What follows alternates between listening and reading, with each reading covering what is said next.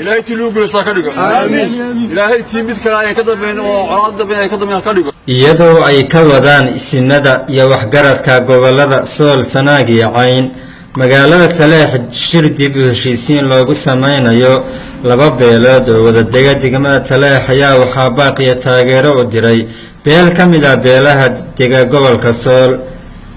beeshan oo u dirtay baaqiya taageero ay ku muujinayso dadaalka nabadeed ay wadaan isimada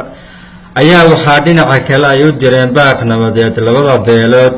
ee nabadeynta laga dhaxwado shirkan isugu timi gudida Maxamuud Bari ee midnimo maanta ka dhacay gobolka Sool aan ku qabanay shirkani waa shir saxaafadeed waxaan si buuxda u taageeranaa hawsha in lagu xalliyo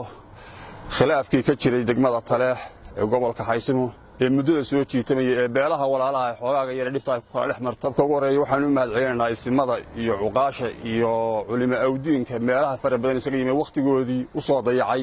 inay walaalahooda dhibta la qaybsadaan oo arintaas soo afjaraan Taleex dad badan baa degan labada beelood ee isqabtay hadeer dhibaatadu ka taagan tahay waxaan leeyahay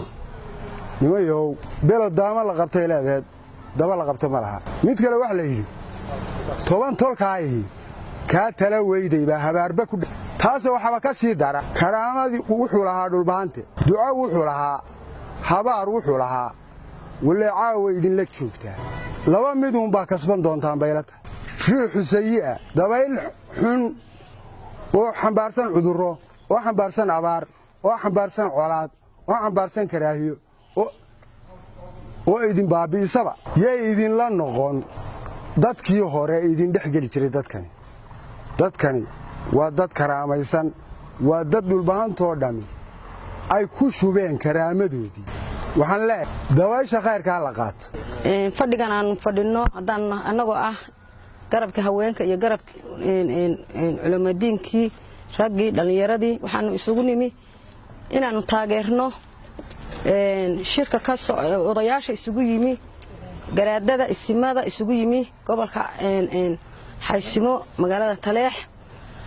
shirkaas oo ah in la nabadeeyo loo nabadeeyo dadkii walaalaha ay beer wadnaha ahaa ay walaalaha ahaa cilada badan inta badan ku dhex jirtay insha Allah bismillaahi kariin maanta ilaahay waxaan uga baryaynaa in ilaahay uu ka dhigo maslaxadii ugu dambeysay ay ku najixi lahaayeen dadkii walaalaha ahaa ay waxba aan kala ahayn waxaan taageeraynaa oo kale oo meesha wax alla wixii gobolada debadaha wixii jira ee shirka soo taageera anaguna waan taageeraynaa waxna soo siboora waan taageeraynaa waxaan leenahay shirka maanta dhexda loo xidho dadka walaalaha maanta loo nabadeeyo xaq diin xaq walba Taleex aad waxaan ugu mahadnaqayaa garaadada uqaysha odayaasha dadka wax garadka ay isugu yimi degmada Taleex annaguna waxaan nahay dadkii kamid ahaa ee ka dhashay ilaahay waxaan ka baryaynaa ilaahay masaxala khayr qabta dhexdhigo aad baan idinku hambalyeynaa waxaynu ku kala maqnayn oo dhulbaanta taladiisa ay soo ugu ciirtay ama dhibaatadan halka ay nooga gaadhin waxa weeye wax siyaasadii iyo dhaqankii ba iska keen khaldamay taa waa idinku hambalyeynaa mar hadda go'aan ka qaadateen wax qabad horena aad soo qabateen oo idinku hambalyeynaa waxaan leenahay taa ka dhabeeya taa wada tabaaq nabadeed oo ay jeedinayso beesha Maxamuud Bari waxaan u jeedinaynaa sida horeba loo tilmaamay gobolka Xaysimo degmada Taleex horta